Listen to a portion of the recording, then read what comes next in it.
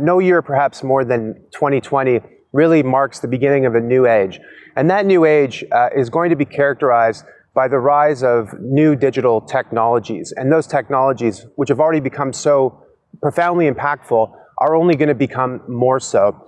Now, there are many technologies that people point to as being part of this second digital age, artificial intelligence and machine learning, robotics, technology in our bodies.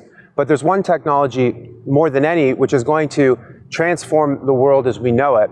And it might surprise some of you to learn that that technology is the technology behind Bitcoin, and it's called the blockchain. Now, it's not exactly the most sonorous word, blockchain. Maybe we could have gotten some better branding for that one. But it represents a very important shift in the world. And that's because it represents nothing short of the second era of the internet. Let me explain what I mean by that.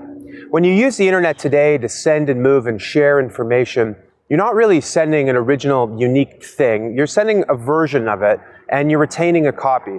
So think about some examples. If you send an email to someone, you can retain a copy. You can send the same email to someone else. If you send them a text, the same thing. If you post something onto Twitter, it's available for all to see. The same goes for Wikipedia, etc. So in many respects, the internet has been a very powerful tool. It's sort of like we all have our own printing press for information.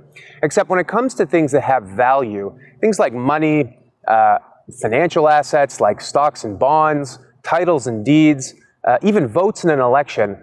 See, it's a kind of a bad thing if you have a printing press for all those kinds of things. If I send you, the listener, money for something, it's really important that when you receive it, that you know it's the only version of that money, that I can't take a copy of that money and send it somewhere else. You see, if I can copy money the way I can copy information, the money becomes worthless. We need scarcity in order to preserve the value of assets.